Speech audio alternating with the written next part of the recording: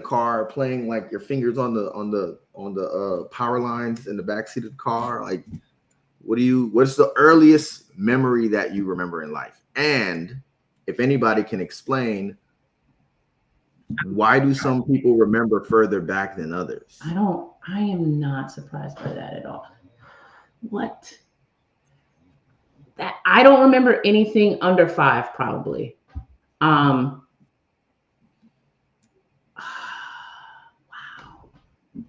Wow. Okay. Ooh, that's interesting, bro. 2 years old. I was 2. Actually, mine is also 2. It's crazy. Like, my memory of life goes from 2 years old, and then it skips like months and months, like little chunks. And then it's like full blown, like I finally got a memory card and put it in, and then like 4 years old and on. Well, okay, wait a minute. I might remember like 4. I remember were we in, I think we were in Kansas at the time. I remember a Kansas military family. Military. Oh, okay. Wichita, Kansas, to be exact. Okay. I remember being in like pre-K, I want to say, and like learning to ride. My first memory, I don't know which one was the first. I remember there being a tornado and us having to go and run. Yeah. It was like some Dorothy and Toto type. Is that I mean, you said dog's name, right? Yeah, it was like that. Yeah, that's crazy. So I have a theory. This is crazy because you just proved it. And this is just theory. You know me. I'm just a writer. I'm just creative. I just be thinking about stuff, which is, I think everybody's first memory happens with a loud sound or some form of like, you know, if you think about it, right? If you take a baby and you like clap your hand, they're gonna blink and they're gonna like wince, right? That's a natural reaction. But my first memory of life was Hurricane Andrew. So of course, and it's crazy because it kind of goes to what Dalika was talking about with like seeing from behind yourself and stuff.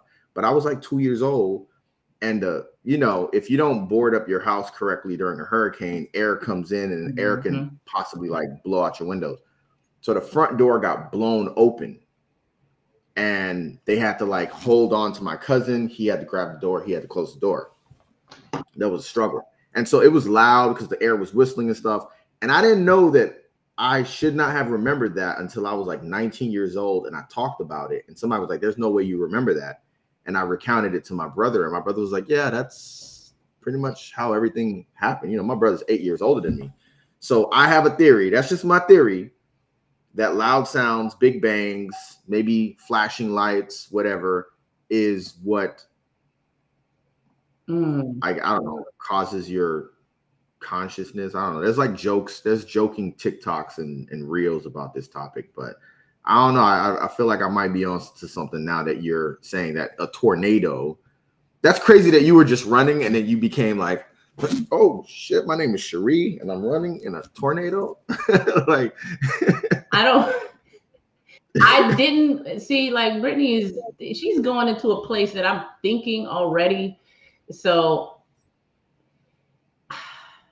and so, because think about, like, we're talking about caregivers and parents, a few people in the chat, right?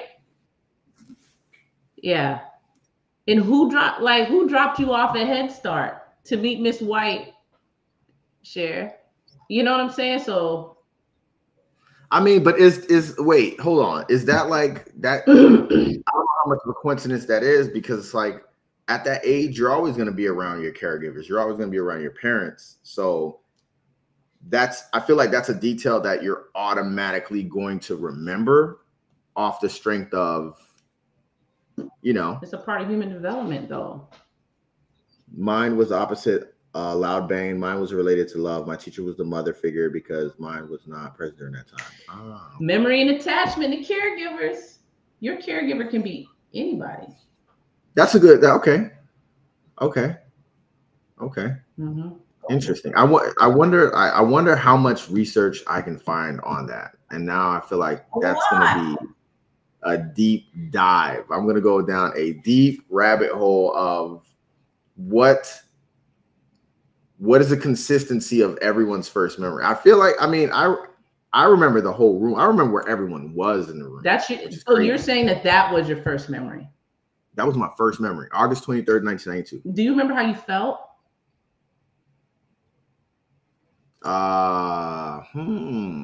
Not necessarily, other than like, like the little bit of fear that comes with overstimulation. Like, oh my God, like it's loud in here, and oh my God, like the door, and like I didn't understand what was going on fully, but I knew enough of like, yeah, something's wrong. Like the door just blew open. You're how old now?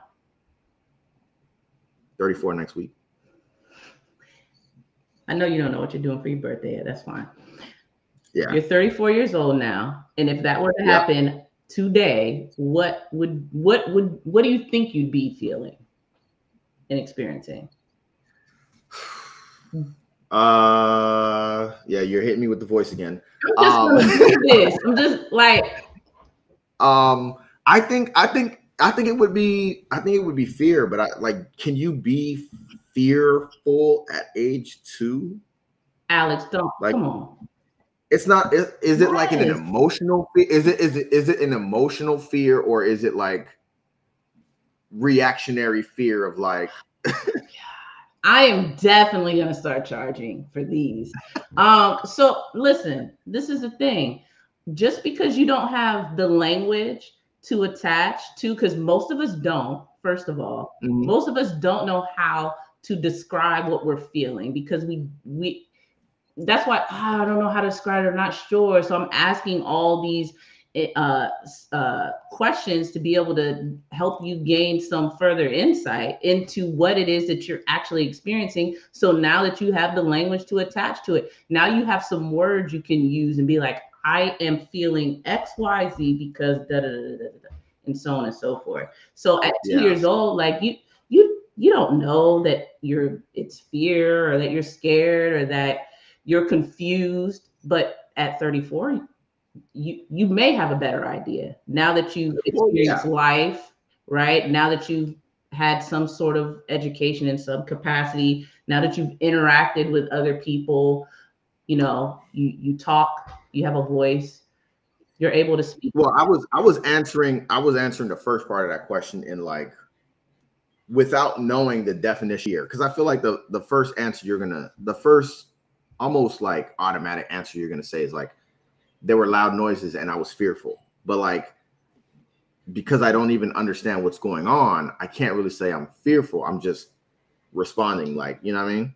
But that's why I asked you with the second. Like now, what would you call it? Oh yeah, I would call it fear. Yeah. Right. So if you experienced the same physical, stimulation and the sounds and all those things, like that's probably what was going on then. You just didn't know how to describe it. Yeah, I like what Charree said. She said, I'm not a clinician, but but it has also been stated that people don't remember their younger memories due to being in survival mode. This is gonna bleed so perfectly into the next part of the conversation, and then going into the interview aspect, because again, going back to the theme of tonight, right? I really wanted to talk about like, act like you've been here before, meaning kind of like a double entendre of like us talking about memories and stuff like that. But then also like, as you're going into your 2024, being able to look back, and I love the fact that we're now talking about survival mode, because like going into 2024, you're setting your new goals, you're setting your New Year's resolution. And then it's like, well, how much of my ambitions for the new year are set on survival mode, right? I always think to myself, and I always talk to myself about it sometimes, where I'm like, yo, that skill that you have, that talent you have, it's cool for it to just be a hobby because you learned it in survival mode for whatever reason that you were in survival mode. We never really have a clear reason as to why we're in survival mode, but it's very, very interesting that we are now at that point where survival mode has been brought up about our younger selves. Granted, we're talking about childhood, but now let's kind of pivot a little bit and talk about like early adulthood, our 20s. I am inching on halfway through my 30s, which is crazy. Just a little crazy.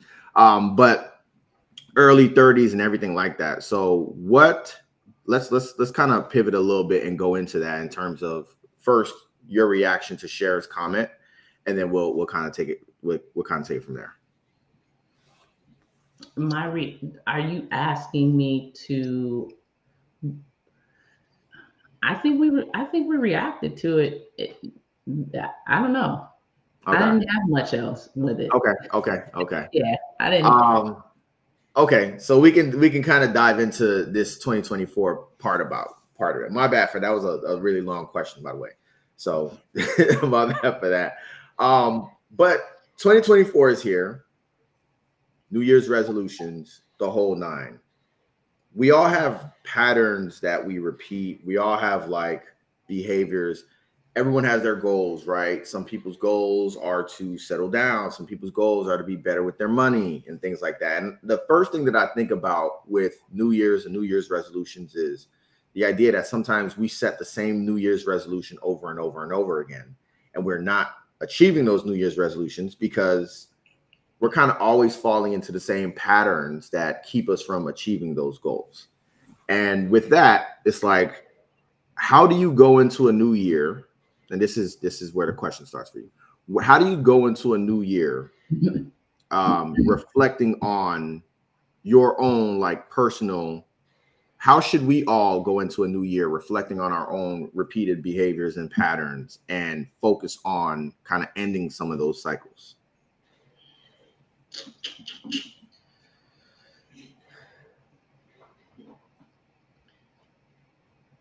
Yeah, I had a lot of people at the end of 2023 say to me, at the beginning of the new year, I'm going to do this. And I think my ongoing immediate response has been like, what's preventing you from doing it now? Like, why are you like the New Year's in 2 weeks? This is something that you just said you wanted to do. Like, what's preventing you from doing it right now? Like, why can't you do it right now? So my mindset's a little bit different. Because if it's for me personally, like if it's something I want to do, I'm just going to do it. Right. I'm not going to wait for a new year. I'm not going to wait for the next week. I'm going to start putting something in place to begin executing it. Right. Yeah. I like to do things. I try to do things in steps. Like I said, I had a lot of different things last year that I did. I didn't necessarily do them in any succinct order. It does not have to be linear, but I think it is good to kind of place things in increments of time. Yeah. Versus like, I don't know. So like, let's say I want to start going to the gym and it's December 2nd. Get the gym membership, get the trainer, whatever you need to do, set it up and be like, all right, I am going to dedicate and be more disciplined and consistent in XYZ. But you know, going back to you saying, giving yourself grace, like I'm going to go to the gym 7 days a week. Come on. And you haven't been to the gym in the last 6 months. That's not realistic. It should be something that's realistic when you're going into it. I mean, if you're allowing yourself to develop a new habit over a period of time, you don't wake up and, all right, it's a new me. No.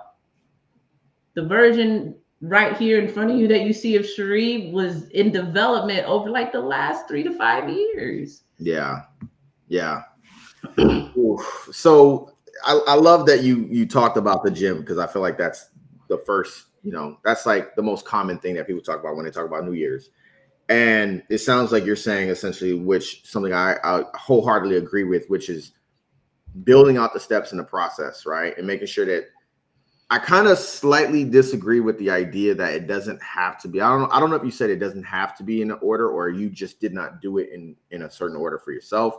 I think it depends on what it is. It depends on what it is for sure. I think it's like when I think of going into 20, I was actually asked that question last year and it stopped me in my tracks. It was the question of like getting rid of debt, right? I had said something and I was like, by the end of the year, I want to like pay off this debt. And it was like, why the end of the year? And I was like, exactly, because you can pay it off sooner. I could pay it off sooner if I take the necessary steps. And I think what it is as a culture, this is just my thinking about it, because I started planning out my goals for YouTube, for all of these things, and I did think about, I'm going to start on January 1st. And I was like, dude, who cares, bro? Like, I have no idea what's going to happen in 2024. There's so many new variables kind of adding into my pot. I was like, let me just start now. And December was my best month of YouTube. Like, it just took off, right?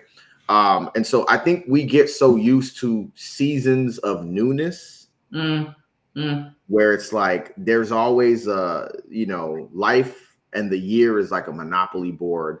And before you want to pass go before you buy property. You want to pass go and get the $200 to feel like, all right, it's been a new cycle, where it's just like, nah, bro, you just buy the utility when you land on it. You know what I mean? Like, just do things as they come. And I feel like that's the number one repeated behavior that I feel like everyone should start to like think of, is you don't need to have a New Year's resolution. What about a birthday resolution? What about every month of, like, my birthday's on January 12th. Every 12th day of the month, I do